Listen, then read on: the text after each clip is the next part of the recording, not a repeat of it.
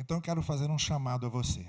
No próximo domingo, dia 30, no nosso culto da noite aqui às 19 horas, nós vamos ter aqui um grande culto de paz, de pacificação, e começar aqui a cantarmos a paz que o Senhor Jesus pode nos dar. Nós vamos começar a preparar nossos corações para o Natal. O tema desse Natal na nossa igreja será Natal de Paz. Então, a partir do próximo domingo à noite, 19 horas, nós vamos lançar aqui uma grande campanha de pacificação. A eleição terá passado, seja quem for o vencedor dessa eleição, seja qual for o candidato escolhido pela maioria dos eleitores, nós, no próximo domingo à noite, a nossa igreja, aqui na Praça Seca, a Igreja Batista de Barão da Taquara, vai se unir e vai começar um grande movimento de pacificação entre nós, entre amigos, entre famílias. E para isso eu queria convidar você para estar presente, para trazer visitantes. Nós vamos falar do príncipe da paz que rege as nossas vidas. Nós vamos começar a preparar o nosso coração, como eu disse, para o Natal de paz. No dia de ação de graças, na última quinta-feira de novembro, nós vamos ter aqui também um culto de ação de graças e de paz, e vamos fazer como a gente fazia antes da pandemia. As famílias vão trazer frutas significativas da sua gratidão, das colheitas que tem tido. Nós vamos ter aqui o culto de ação de graças, vamos ter depois a nossa confraternização lá fora, como nós fazíamos, comendo aquilo que nós trouxemos para compartilhar uns com os outros. E aí nós vamos nessa toada de paz, a gente vai nessa pulsação de paz, nesse discurso de paz, preparando então os nossos corações para culminarmos com a grande celebração do Natal de paz que nós vamos ter aqui na igreja, e ver se nós conseguimos, a partir de nós, das nossas disposições interiores e da disposição dos nossos corações, se a partir de nós começamos isso. Aquele hino que a gente vai cantar aqui muito, que vai ser a nossa oração: haja paz na terra, a começar em mim. A paz não vem do céu, a paz nasce na gente e começa da gente. É aqui que começa a paz. Então eu queria convidar você para estar aqui no próximo domingo, 19 horas, a grande noite da paz. Começaremos com um grande culto. Eu pedi para a Jussara preparar um culto muito bonito, muito inspirativo, para a gente começar a pensar em paz, a promover a pacificação a partir da gente, e a fazermos com que, a partir desse príncipe da paz que nós estamos celebrando no Natal, nós sejamos inspirados a ser elementos de paz para a nossa sociedade e para o nosso país. Topam isso? Vamos fazer isso? Os favoráveis digam amém. Então tá bem. Então no próximo domingo, 19 horas, vamos vir aqui, todos, tá bem? Você vai votar durante o dia, vai lá escolher o seu candidato, vota no seu candidato, e à noite a gente estará aqui para celebrar a paz que o Senhor nos dá para pacificarmos o mundo através de nós. Que o Senhor assim nos abençoe. Amém.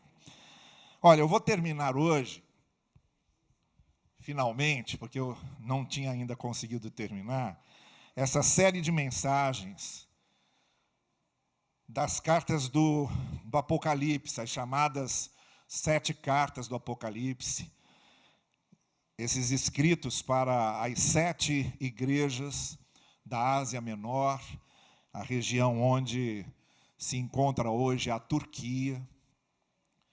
E nós já passamos pelas 6 cartas anteriores, e hoje, então, eu queria encerrar essa caminhada nossa, através dessas cartas, com a última carta que está no capítulo 3, a partir do verso 14. Apocalipse, capítulo 3, verso 14. Ao anjo da igreja em Laodiceia, escreva: estas são as palavras do Amém, a testemunha fiel e verdadeira, o soberano da criação de Deus. Conheço as suas obras, sei que você não é frio nem quente.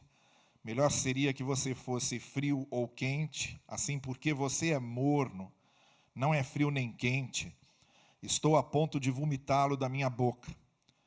Você diz, estou rico, adquiri riquezas e não preciso de nada, mas não reconhece que é miserável, digno de compaixão, pobre, cego e que está nu. Dou este conselho: compre de mim ouro refinado no fogo, e você se tornará rico. Compre roupas brancas, vista-se para cobrir sua vergonha e sua nudez, e compre colírio para ungir os seus olhos e poder enxergar.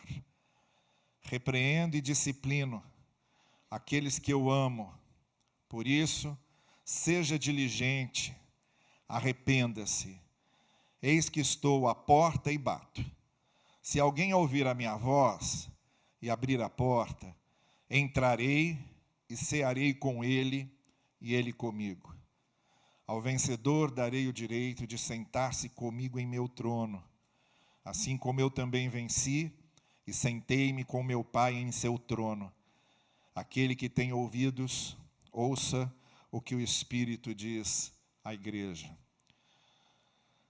Eu não sei há quanto tempo, durante toda a minha infância e toda a minha adolescência, eu ouvi esse versículo dessa carta de Laodiceia ser citado como se fosse um apelo para o coração endurecido dos não crentes, dos incrédulos, dos ímpios. E esse texto ser usado sempre na hora do apelo.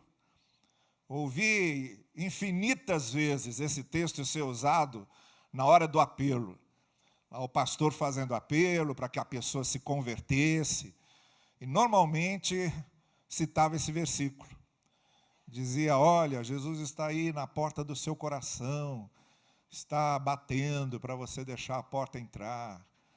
Deixe Jesus entrar. Me parece, se eu não me engano, que tinha até um hino do cantor cristão que a gente cantava com essa letra. E que eu só não vou cantar para vocês porque eu não lembro a letra. Mas senão eu cantaria. Mas dizia mais ou menos isso aí, né? Abre a porta do seu coração, está batendo a porta, alguma coisa assim. É uma pena eu não lembrar. Mas olha, e quando a gente lê esse versículo, quando a gente localiza esse versículo no contexto em que ele está, a gente descobre que não é um versículo escrito para pessoas que não creem. Pelo contrário, esse versículo está numa carta. Ele não está se referindo a pessoas que não conhecem a Cristo ou não conhecem a igreja. Ele está sendo dirigido a uma igreja. E a uma igreja que parecia já existir há bastante tempo, pelo que a gente lê aqui. Que já estava realizando uma obra, que já estava deixando suas marcas de participação como igreja. E parece contraditório que a essa igreja seja necessário Jesus dizer, eu estou à porta, estou batendo. E se você me deixar entrar, eu vou entrar e vou cear, e vou fazer a minha refeição, e eu vou sentar à mesa, e eu vou lanchar, eu vou almoçar, eu vou jantar. A refeição era um lugar de muita intimidade para o judeu, quando ele dava honra para o seu visitante ao oferecer a refeição para ele. Quando ele mostrava a sua hospitalidade, quando ele chamava alguém para fazer uma refeição com ele em casa. Muitos fizeram isso com Jesus. Jesus foi convidado muitas vezes para participar da refeição de pessoas que o levavam para dentro de suas casas. E para mostrar que ele era um convidado especial, ou para mostrar que queriam ouvi-lo com atenção, convidavam-no então a participar da mesa com ele. É essa figura que Jesus está usando. E está usando para uma igreja. Está usando para pessoas que creem. Está usando para pessoas que falam no seu nome. Está usando para pessoas que conhecem a sua palavra. Está usando para pessoas que eram chamados de discípulos, de igreja. É para eles que Jesus está falando. Cada uma dessas palavras, cada uma dessas frases, que os evangelistas gostam muito de usar, aplicado para quem não é crente, para quem precisa se converter, para quem precisa se arrepender, não. Ela está sendo usada aqui para pessoas arrependidas, para pessoas convertidas, para pessoas que fazem parte da igreja, mas que estavam deixando Jesus para o lado de fora. Porque é disso que Jesus está aqui se queixando. A igreja tem o nome dele, a igreja prega a palavra dele, a igreja faz orações a ele, a igreja dá testemunho dele, a igreja promove cultos para adorar a ele, e ele está se sentindo do lado de fora. Ele está dizendo, eu estou querendo entrar, eu estou batendo. Vejam que ele está batendo. Ele não está impassível, ele não está indiferente, ele não despreza o que está acontecendo, não, ele está batendo. Ele está querendo entrar. Ele está tomando essa iniciativa de querer entrar, porque para Jesus não tem sentido ter um grupo de discípulos que não tenham uma relação pessoal com ele, ainda que falem em nome dele. Para Jesus, não faz sentido ter um grupo de discípulos que proclama a palavra dele, sem ter relacionamento pessoal com ele. Para Jesus, não faz sentido ter um grupo de discípulos que faz prodígios em nome dele, mas que o deixa para fora, que não tem relacionamento com ele. A diferença está nesse ponto. Eles falam num nome, eles pregam uma doutrina, eles promovem um culto, eles fazem suas programações, eles têm seus calendários, mas eles não têm relação direta com Jesus. É disso que Jesus está reclamando. Por quê? Para a igreja lá, não tinha problema. Parece que a igreja de Laodiceia já havia até se acostumado com isso. Falam do nome dele, pregam a palavra dele, estão ali se reunindo, cultuando. Somos igreja de Cristo, somos a igreja de Cristo.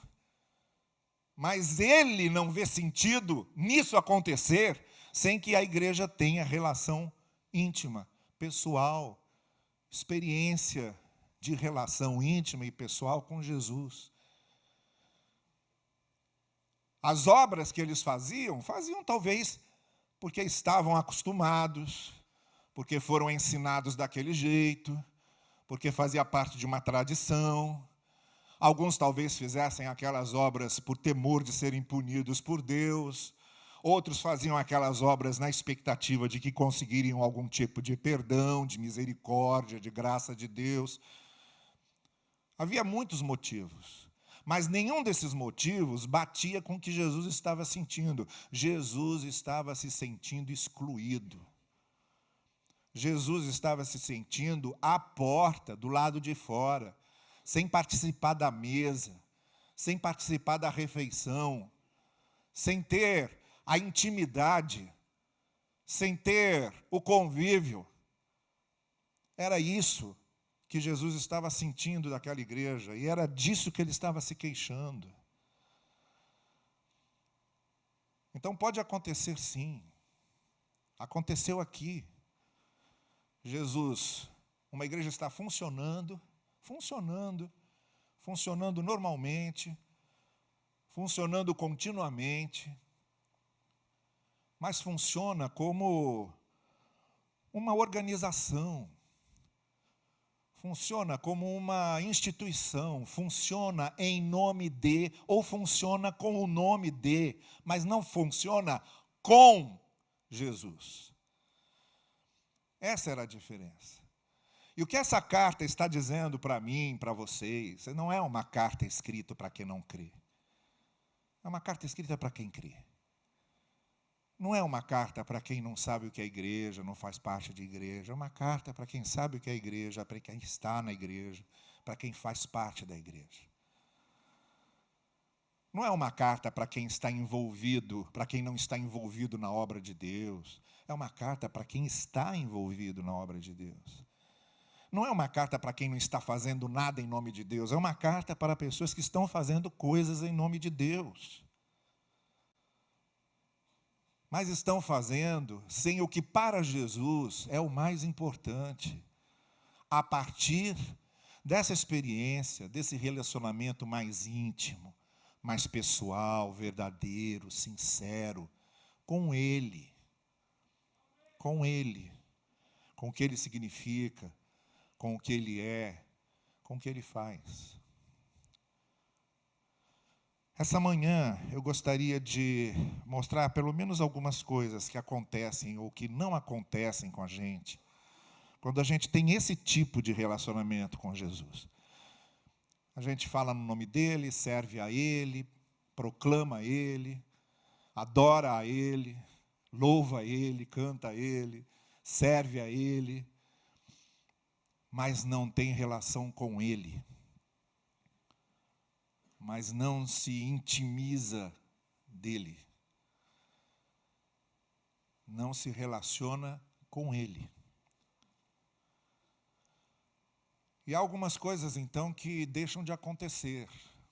Por exemplo, a primeira coisa que Jesus diz que está acontecendo com aquela igreja, porque deixaram Jesus na porta, deixaram Jesus batendo na porta, deixaram ele para o lado de fora. A primeira coisa que acontece com alguém que está deixando Jesus do lado de fora, embora esteja servindo a ele, embora esteja agindo em nome dele, embora seja igreja,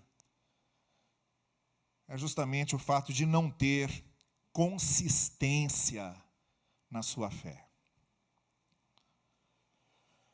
A primeira coisa que Jesus está reclamando aqui, olha, você não é nem frio, nem quente. Às vezes está assim, às vezes está assado. Você tem uma instabilidade muito grande. Você não tem consistência. A ideia da fé consistente é a fé que está bem enraizada. A fé que está firme, a fé que está bem nutrida e alimentada, ela é uma fé consistente. Ela não varia de acordo com a ambientação, de acordo com as circunstâncias. Não é, por exemplo, o tipo de pessoa que consegue louvar fervorosamente por ter recebido uma bênção, e entra numa crise existencial de fé quando passa por uma provação. Esse tipo de fé que para ficar firme, ficar bem, ficar em paz, precisa que tudo esteja organizado do seu lado. E quando começa a passar situações difíceis, começa a perguntar, Deus me esqueceu, Deus não me ouve mais. Essa fé inconsistente, essa fé que não tem firmeza, essa fé pouco estabelecida, em que Jesus Cristo diz, olha, não está nem lá nem cá, varia como varia o clima, varia como varia o tempo, varia como variam as circunstâncias, falta consistência, aquela consistência de árvore, que está bem enraizada e que está ali. Tenha sol ou faça sol ou tenha chuva, está ali aquela árvore. Você olha pela sua janela e aquela árvore antiga está ali estabelecida, consistentemente estabelecida. Então, o que Jesus está dizendo é o seguinte: olha, eu estou aqui do lado de fora, batendo, estou querendo entrar, estou querendo cear com vocês, mas não vai. E por isso que vocês estão assim. Aí a figura que Jesus usa, essa figura meio abjeta, não é? Meio nojenta, que Jesus usa de vomitar. É porque é isso, causa náuseas, causa enjoo. É uma figura muito grotesca, é uma figura muito ruim, não é? Mas é a única figura que é usada aqui para descrever a situação do que essa pessoa causa. Um mar instável causa enjoo. Você num barco em que a coisa não se estabelece, fica ali balançando, vai, não vai, causa enjoo. Você terminou de comer e vai para uma roda gigante, vai ficar enjoado. O movimento, a instabilidade faz você ficar enjoado. O que Jesus está fazendo é isso. Olha, vai me enjoar tanto isso aí, que eu vou acabar vomitando. A instabilidade provoca isso. Então, a primeira coisa que Jesus está dizendo é isso. Olha, eu estou do lado de fora, quero cear com vocês, mas vocês não deixam. Então, a primeira coisa que está acontecendo é que vocês não têm essa fé consistente, que alguém que realmente tem um relacionamento direto comigo, e que porque tem um relacionamento direto comigo, começa a dar atenção, de fato, aos meus ensinos, à minha palavra. Isso faltava. Isso era a primeira coisa que faltava. A segunda coisa que faltava era para aquela igreja sentir que estava sendo ajustada. Uma pessoa que deixa Jesus à porta, uma pessoa que está na igreja, fala no nome dele, louva ele, adora a Cristo, mas que na sua vida pessoal deixa Jesus para fora, ela não consegue passar pelo processo de reparações e de ajustes que uma vida em comunhão com Cristo promove. E aí, ele diz para a igreja lá, olha, eu repreendo e disciplino aqueles que eu amo. Esse processo de Jesus trabalhar conosco, reparando coisas, ajustando coisas, consertando coisas, ele não acontece porque eu faço parte de uma igreja. Ele não acontece porque eu estou cultuando. Ele acontece como resultado do meu convívio íntimo e contínuo com Jesus e com a sua palavra. É aí que eu vou sendo reparado, é aí que eu vou sendo ajustado, é aí que eu vou sendo consertado. Ele é um processo de discipulado, do trabalho do Espírito Santo em mim e comigo. É um trabalho que os ensinos de Jesus fazem na minha vida à medida que eu tenho Jesus num relacionamento íntimo, de respeito, de amor, de consideração com Ele e com seus ensinos. Aí eu passo por um processo de aprendizagem, por um processo de reparação. Há coisas na minha vida que eu vou vendo que eu preciso melhorar, ajustar e reparar. E esse processo, que Jesus chama aqui como um processo de disciplina, acontece justamente com o discípulo. Disciplina e discípulo são palavras que têm a mesma raiz. Um discípulo, ele é disciplinado por aquilo que ele aprende. Um discípulo, ele é disciplinado por aquilo que Jesus e a sua palavra ensinam a ele. Ser discipulado e ser disciplinado por Jesus é ser trabalhado por Ele no caráter, nas ideias, nos sentimentos, na visão de mundo, na conduta, no comportamento. Isso vai acontecendo à medida em que somos discípulos. Mas com Jesus do lado de fora, com Jesus na plateia, com Jesus à porta, com Jesus batendo na porta para entrar, não acontece. Então não é que você não está conseguindo consertar as coisas na sua vida. É que você está perdendo a oportunidade de deixar o único que pode consertar fazê-lo, que é o Senhor Jesus. Porque só Ele pode fazer. E só o seu relacionamento pessoal e íntimo com Ele é que começa o processo e dá continuidade a esse processo de ajustes, de reparações, de consertos. Mas com Jesus à porta não tem jeito não. Aí a coisa não vai. Por isso que ele está dizendo, eu estou batendo para entrar, porque eu quero fazer isso. Então há uma fé não consistente, uma fé sem firmeza, e há também essa incapacidade de consertar a vida, de reparar o que precisa ser reparado, de exercitar as virtudes que são inerentes ao nosso convívio com Jesus.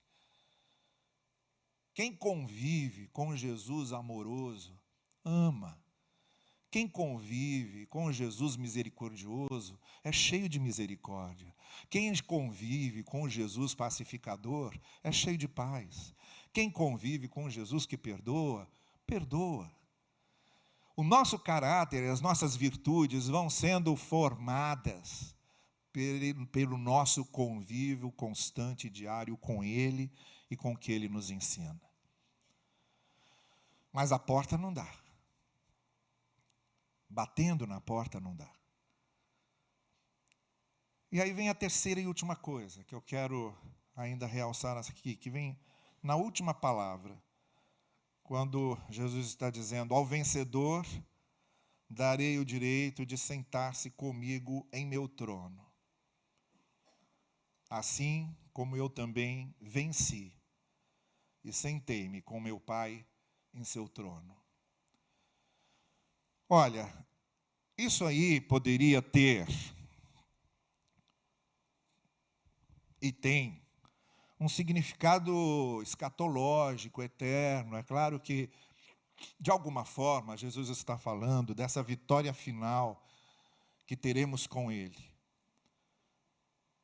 Estaremos com Ele, reinaremos com Ele, e todas aquelas expressões que a gente já conhece das Escrituras. Mas que a gente não pode falar muito sobre isso, porque a gente não sabe muito sobre isso, ou não sabe nada. O que será isso? Como será isso? O que é a eternidade? O que significa viver para sempre? A gente não tem ideia. E nunca vai ter aqui. Faz completamente parte de outra realidade que não é a nossa. E se a gente tenta comparar, por exemplo, eu acho horrível essa comparação. Estaremos cantando para o Senhor toda a eternidade. Eu fico imaginando a gente cantando o mesmo cântico a eternidade toda diante do Senhor. Não dá. E quem não canta? Eu tenho pena de quem não canta. É quem não canta que eu fico com pena, não é? Mas aí a primeira coisa que me passa de uma ideia de eternidade é uma ideia de chatice, de tédio. Porque nenhum ser humano em ser consciência se imagina fazendo a eternidade toda a mesma coisa. Isso então já é uma coisa que não faz parte do nosso tipo de raciocínio. Eternidade não pode ser isso. Eternidade não pode ser tédio. Não pode ser cansaço. Não sei, eu não sei nada de eternidade. E vocês também não sabem. Um dia nós saberemos. Alguns de nós antes de outros, mas saberemos. Agora não sabemos. Então, o que me importa nesse texto? Essa garantia de que estaremos com Cristo toda a eternidade, está bom, está certo. Está bem, tudo bem, é um conforto. Mas não é um desafio para mim agora. Eu quero um desafio para mim agora. Eu quero algo que me sirva agora. O que significa reinar com Cristo agora? Quem está numa igreja, quem faz parte de uma igreja, quem cultua a Deus, quem serve a Deus, quem fala em nome de Deus, mas mantém na sua vida pessoal e na sua experiência pessoal, Cristo à porta, batendo, sem estar sentado na mesa de refeição com Ele, a primeira coisa que não tem é uma fé consistente. A fé é dúbia, é ambígua, é volúvel, é instável. Depende das circunstâncias. A segunda coisa que acontece é que não participa do processo de aprendizagem, de ser reparado, de ser consertado e de ser ajustado por esse convívio com Cristo contínuo, que a palavra de Cristo em nós vai imprimindo em nosso caráter e na nossa personalidade. E a terceira coisa que acontece, agora eu entro no que eu preciso saber disso para a minha vida aqui, o que é vencer com Cristo na minha vida aqui. A terceira coisa que acontece é que nós perdemos o sentido dessa identificação com Cristo, porque o que ele está dizendo aqui é que, assim como eu venci e estou à direita do Pai, o que Cristo está falando é do que ele passou, do que ele foi, do que ele recebeu. Essa palavra de Cristo está mais familiarizada com aquilo que Paulo está dizendo em Filipenses capítulo 2. Ele estava na glória, abriu mão dos direitos que ele tinha, como Deus que ele era, tornou-se um ser humano e então foi humilhado, e foi morto, e a morte mais humilhante, que é a morte de cruz.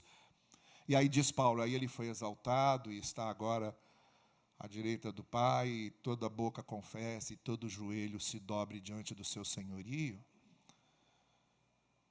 O que Jesus pode fazer conosco, na nossa experiência aqui, antes mesmo de sabermos o que é reinar com Ele na eternidade, é a experiência de reinarmos com Ele também nas nossas experiências de humilhação, de perda e de prejuízo. Assim como Jesus desceu, foi humilhado, foi existencialmente prejudicado, foi perseguido, foi desamparado, foi desprezado, foi xingado, foi cuspido, foi torturado, foi traído.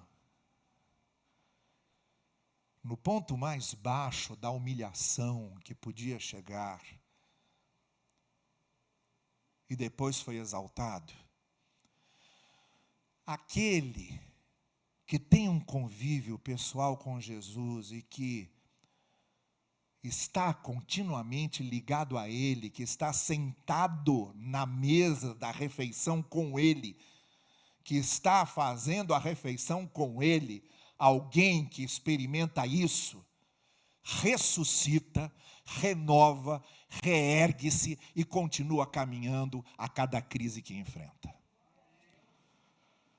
A experiência de nós sermos humilhados pela vida, pelos problemas, pelos outros, pelas circunstâncias, pelas adversidades, por aquilo que não podemos controlar.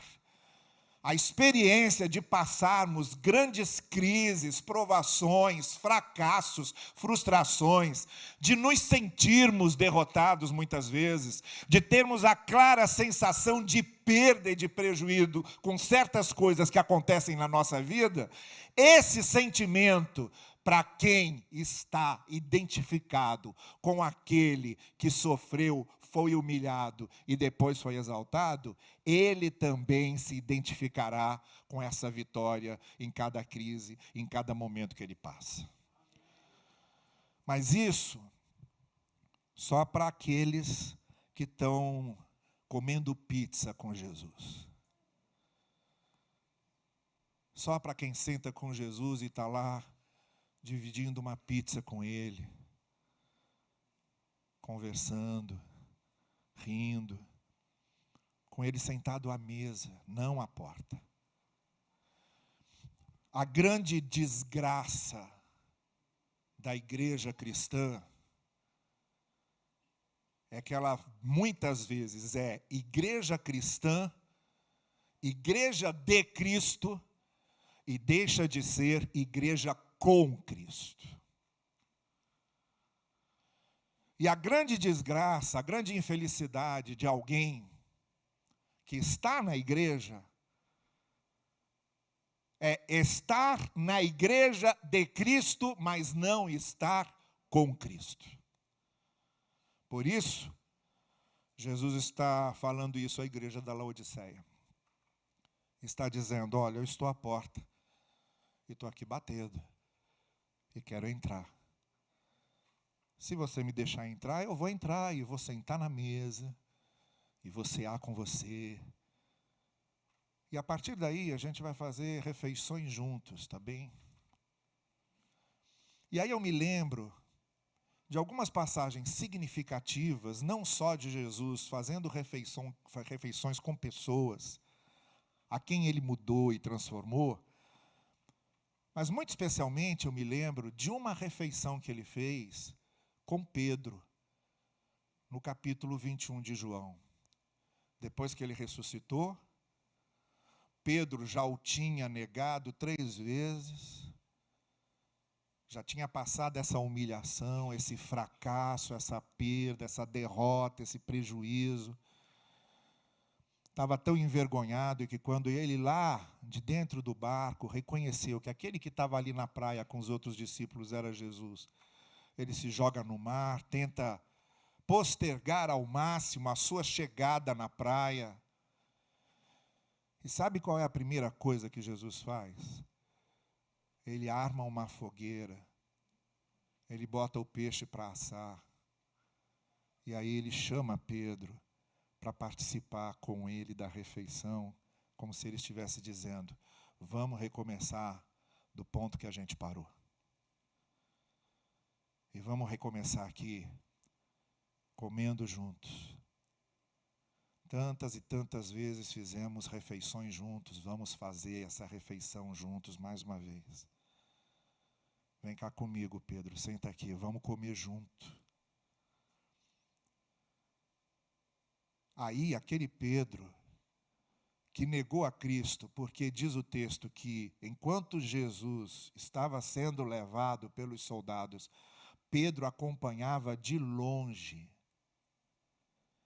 Aquele Pedro que acompanhava Jesus de longe, e porque acompanhava Jesus de longe, negou 3 vezes que o conhecia, aquele Pedro, depois que fez a refeição com Jesus, que comeu peixe com Jesus na praia, aparece no capítulo 4 de Atos, sendo levado ao Sinédrio, porque estava pregando o Evangelho. E diante das autoridades do Sinédrio, aquele Pedro agora dizia o seguinte, eu não posso deixar de falar do que tenho visto e ouvido. É um outro Pedro. Porque a gente se transforma em outra pessoa quando a gente começa a fazer as refeições com Jesus. A gente se transforma em outra pessoa quando a gente não é só igreja de Cristo, mas quando nós somos discípulos com Cristo. Que nessa manhã nós saiamos daqui com esse desafio feito à Laodiceia. Esse texto, essas palavras de Jesus são para a gente, não é para quem não crê, não é para quem é ateu, não é para quem é ímpio. É para nós, que fazemos parte da igreja de Cristo, e trabalhamos na igreja de Cristo, e participamos da obra de Cristo, mas às vezes na nossa vida pessoal, Ele está na porta. Ele está à porta batendo. Por isso essas coisas não acontecem. Não há fé que seja consubstancial, consistente, se não houver relacionamento com Jesus na mesa.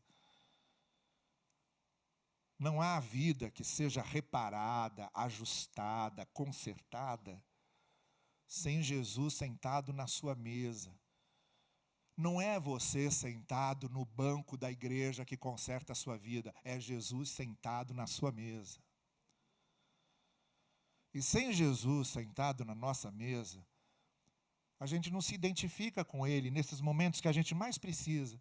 Do fundo de uma crise, do fundo de um prejuízo, do fundo de uma derrota, do fundo de uma decepção, do fundo de uma grande aflição, de uma grande tristeza, a gente precisa se reerguer de lá, a gente precisa levantar de lá. Aí a gente se identifica com aquele que desceu e subiu. E a gente sobe com ele. E a gente é renovado com ele. E a gente levanta com ele. Porque identificar-se com Cristo nas suas derrotas também significa identificar-se com Cristo nas suas vitórias. E nessa manhã nós saímos daqui com esse desafio de não sermos só igreja de Cristo, mas que nós sejamos igreja com Cristo. E que o Senhor assim nos abençoe. Amém. Vamos cantar para a gente encerrar? E daqui nós vamos seguir para a nossa classe de EBD. Vamos ficar em pé, vamos louvar ao Senhor e vamos encerrar o nosso culto.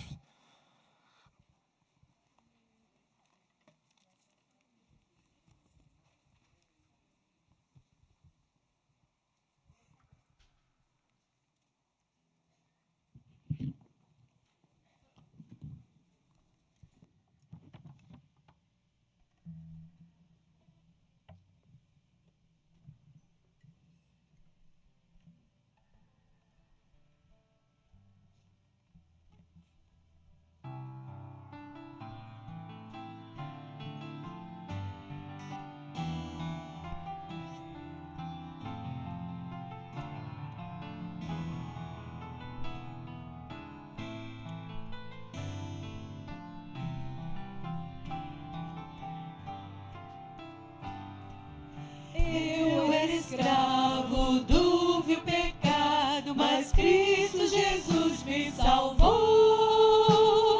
Veio a morte me libertar e agora salvo estou. Livre em Cristo, Ele pagou o preço da cruz. Livre em Cristo, alegre em sua luz. Toda a verdade eu conheci em Cristo.